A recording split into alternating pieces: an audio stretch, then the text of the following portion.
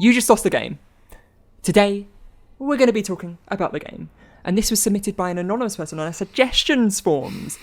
Have either of you heard of the game before? Yes. Unfortunately. Yeah? No? I don't know. I don't know what this game is, and I'm furious that I've lost it already. That seems unfair. Well, as you haven't, and I reckon there are also some Zoomers in the comments who haven't, let me tell you about the rules of the game. Number 1, everybody is playing the game. You cannot stop playing the game. I didn't agree to that rule. Number 2, when you think about the game, you lose. Number 3, you must always announce when you lose the game. Just lost the game. Yeah, I lost it again. Definitely just lost the game. This is going to be a long presentation of us just telling each other we lost the game. I think thinking about it in this episode is one continuous thought about the game. That's fair. You can't stop playing the game, by the way. And once you know about it, and you're always playing it, and the only way to stop playing this game is to die. It's a real power trip for whoever invented the game, isn't it? So Rach, when did you first hear about the game?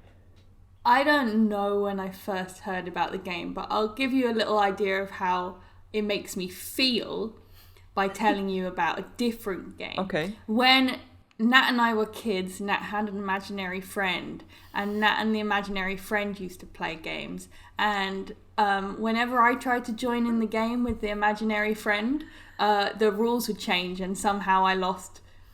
What can I say, Rach? You just should have been better at games. That's not my or my imaginary friend's fault. I was jealous of Nat's imaginary friend when I was like 4. That's how I feel. I feel infuriated. And what do you have to say about that then, Nat? Just making Rach feel sad because they've lost every game they play. I've just got better at the game. Get good, scrub. Just get good, scrub. Yeah, that's all I have to say to that. However, in my opinion, this game sucks ass because I didn't even know the rules of that game, and so suddenly I've lost already. That doesn't seem right. So, well, there's no way to win the game. It's just you're always playing. So you're just always losing the game. It is a somewhat frustrating. That's a you're bad always game. losing the game. That's a bad game. I do think that I was like doing all right at the game for a few months there until you absolutely ruined it for me. Oh yeah, I think my longest streak must have been like 4 or 5 years, like in my early 20s. Well, I had a full, 29 years up until this point. Doesn't count, we weren't playing suddenly yet. I've lost. No, I was playing it. Everybody's playing the game all the time. That's what the rule number 1 is, Rach. I was playing it, and I was winning it until this moment. I really hope there's other people who have never heard of the game who get very annoyed like you. Put your age Because in the comments. that's we'll probably see who's got the longest streak.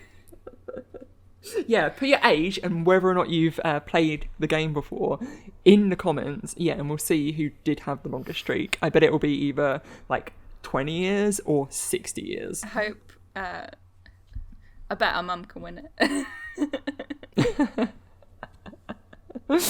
Well, today's episode, we're going to discuss the game itself, what came before the game was invented, and also why it's just so damned annoying to lose. I'm annoyed already. So, potential origins. This is Finchley Central Tube Station. And according to losethegame.net, this is the origin of the game. By the way, losethegame.net was the website that I used for a lot of my research on this particular topic. It is like a 2005 era website, which looks like it's still from 2005, with loads of information about this very simple game. I think it only really exists because the game was a bit of an internet meme in sort of the early 2000s. And you know what the internet is like. The story goes that in 1969, John Conway and David Fowler invented the game Finchley Central as a game that wasn't really a game. The aim of this game was to take turns saying tube station names, and the winner was the first person to say Finchley Central. One of the creators, David Fowler, was once quoted as saying, "It is clear that the best time to say Finchley Central is exactly before your opponent does. You could, of course, say Finchley Central on your second turn. In that case, your opponent puffs on his cigarette and says, 'Well, ... shame on you.'" So the idea is to keep saying tube stations and not say Finchley Central immediately, but say it before your opponent does. So I guess the satisfaction comes in managing to create a long streak of tube names, but still be the person to say Finchley Central first. It's like, yeah, it's like when you do that game where you're in a room full of people and you take it in turns to like count up from like, you know, like, and you see who can get like furthest without two people saying the next number at the same time. Well, funny you should say that. I do talk about that later in the presentation, so thanks for spoiling. Classic like drama class game, right? Yeah. So Finchley Central morphed into the much more famous game Mornington Crescent, which you may have heard of before. Yes, I was wondering. Which was played on the radio programme I'm Sorry I Haven't a Clue. This is good because actually I've been wondering like what the hell that game really was for years now. Because I heard it on the radio and I've been half remembering it ever since. So Mornington Crescent takes the general idea of Finchley Central and adds on layers of fake gameplay. So it makes it a complicated fake mess of fake rules that everyone sort of pretends makes sense. This explains why I didn't understand it at the time. Yeah. Because popular running jokes are things like, oh, you can't go from Liverpool Street to Baker Street because that's a diagonal and you can't do diagonals. Or pretending like they're rolling dice to find out what the next station they're going to say is. Or like moving counters down around like a Monopoly board style thing. That is funny. You occasionally also, when they're playing Mornington Crescent on the radio, you get like the audience go like ooh and or clap when someone says a station name, even though they've just said a random station name. But anyway, I absolutely adore I'm Sorry I Haven't a Clue. Like a lot of people, I have to listen to something to get to sleep. When people put on music or they put on a podcast or something, my current thing that I listen to right now is old episodes of I'm Sorry I Haven't a Clue. And it's got some occasional problematic things because it's been going since the 70s. Obviously, there's some problematic things. But on the most part, it's just a really wholesome, funny, like, old men saying silly things kind of show, which isn't really nice. Sadly, one of the original cast members, a guy called Barry Cryer, sadly passed away. I think it was just this week, actually, or last week, maybe. Really, really sad. So rest in peace, Barry Cryer, eh? In the 1970s, Finchley Central was bastardised into the first person to think of Finchley Central losers. And then that in and of itself got bastardised into thinking about the game makes you lose. Stripping away all origins of the Tube or London or whatever and spreading it across the world into what we now call the game. Yeah, because if you're in like Sydney, Australia, why would you ever think of Finchley Central? Yeah. Exactly. Okay. So what phenomenon is this idea of not thinking about the game, right? Well, it's a thing called ironic process theory. This is the psychological process where if you try really, really hard to not think of something, it immediately becomes really, really hard to not think of it. Because you're actually just thinking about it really hard in the process of trying really hard. Yeah. So let's try an experiment. I want you, Nat and Rach, I want you to not think of a polar bear. I already did it. If you think of a polar bear, you lose. I did it as soon as you said it, obviously, because otherwise I wouldn't have heard what you said. I feel like this is where like aphantasia would come in useful. Yeah. I've never really wanted that before. Look at this guy. Are you thinking... If you're thinking of a polar bear, you've lost, by the way. If you're thinking of that polar bear, you've I lost. can't believe. Look away. Stop thinking I about can't it. believe I've lost again. This is not fair. So this effect is particularly bad if you have OCD, because you just can't stop thinking about the thing you're compulsively thinking of, and in trying not to think about it, it just doesn't work. A bit similar to Tourette's or other tic disorders as well. Trying to suppress your tic can often make the tic feel stronger. That feeling push even harder. Something a bit similar to this is the Streisand effect. Have you ever heard of that? Yeah. This is the act by which effectively actively trying to stop news of something, you draw attention to it. What did Streisand do? I don't even... So the Streisand effect is named after Barbara Streisand, and after she sued a photographer for $50 million for taking a photo of the coastal erosion on her property as like a research thing. She didn't want people to look at her massive mansion. She thought it was a privacy concern. Literally nobody was looking at these photos. And so for suing this photographer for $50 million, now everybody knows these photos and they were plastered everywhere. It has its own Wikipedia page. It's like incredibly well known, specifically because she was trying to draw attention away from people looking at the photos of her mansion. That there is a whole phenomenon named after her mansion. I didn't know that was the context. I knew that it was the Streisand effect, and it was because of Barbara Streisand trying to suppress something, but I didn't know what the thing was. I'd assumed it would be something much more scandalous, actually. Yeah. No. But obviously, there are other scandals that actually are oh shit, maybe you shouldn't have done that. But in this instance, she was just being a bit suing a photographer for $50 million. Yeah, but it wasn't even about who was her doing at all, and it was just about coastal erosion. I didn't realise that. That's weird. That's what it said. Yeah.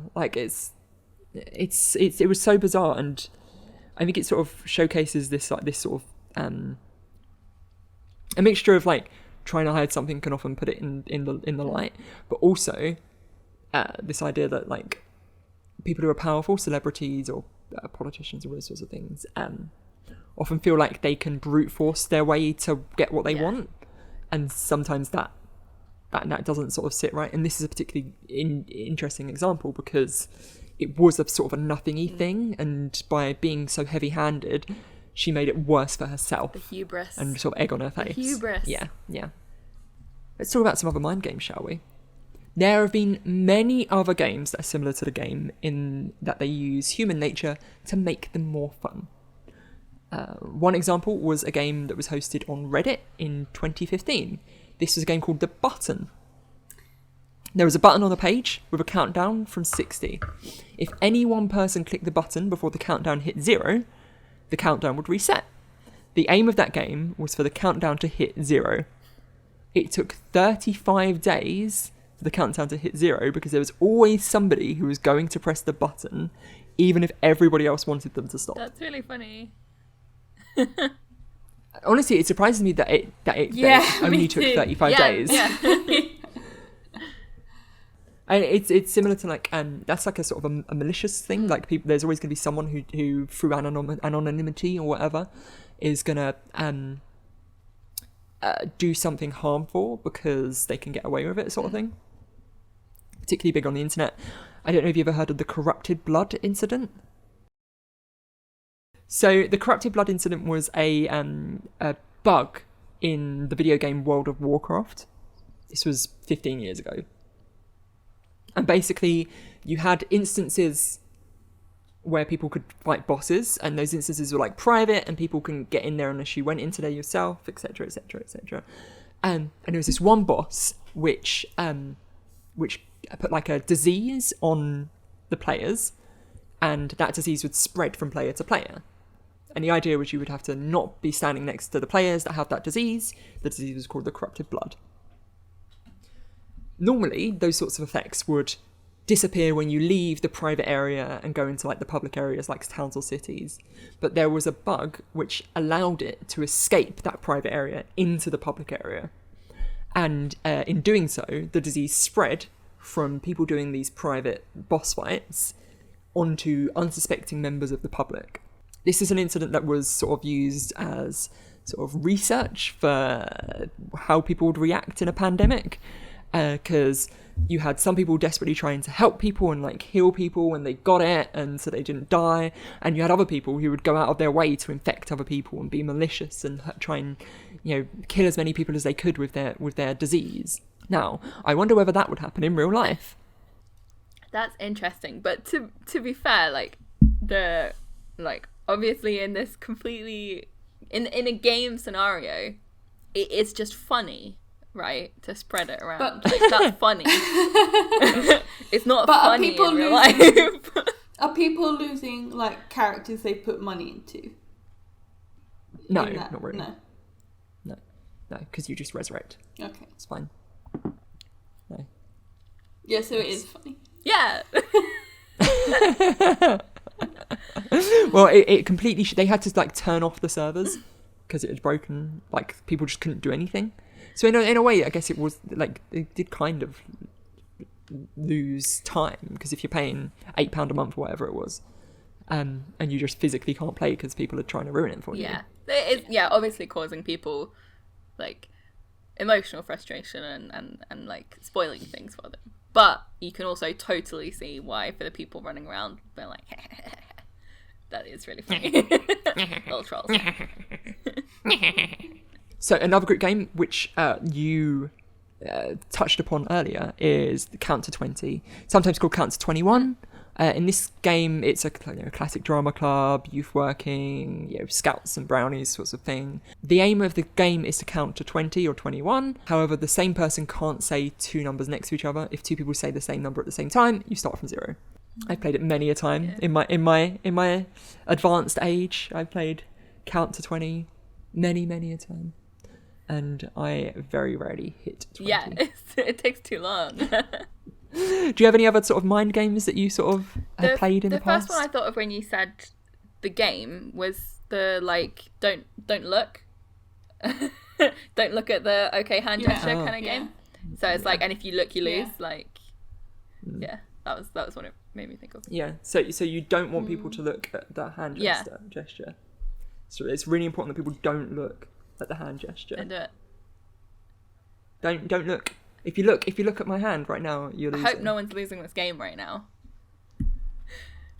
Do you have any games like the game that you enjoy playing? Why not put a comment down below along with your age, your social security number, and where you live? Also, did you know that we have a Twitter? We never plug our Twitter. Yeah. It's at NextSlideYT. True. Go give it a follow. I've put after this in my notes. Go give it a follow, bitches. Oh. Well, now you've said it. Now who's mean? You two are mean children. I'm a mean adult. If you don't follow our Twitter and like and subscribe and share this video, then you have lost the game. So do those things in order to win the game. Yeah, so we're inventing a new game. It's called The Game 2.0, and you lose the game if you're not subscribed to Next Slide Please on YouTube. There's only one thing to do, which is subscribe. In our family, we used to try and prank each other by just like moving stuff around in each other's rooms quite a lot and seeing how long it took to notice. Like, I remember just rearranging my brother's bookshelf, just like moving the top books onto the bottom shelf and the bottom books onto the top shelf, and thinking that was really stuff funny. like that all Isn't the that time. gaslighting? Yeah. Kind of mind game. Yeah, the definition of gaslighting. But there was an awareness that we were it's just up to pranking. no We good. weren't So trying to make it's him like... feel bad, just harassed. Just trying to make him feel harassed. And there was this what was it? It was Don't do that to unsuspecting members of the public. If it's our brother Nick, it's fine. Okay, so specifically Nick. you've heard it here first. If you know Nick, you're allowed to gaslight him.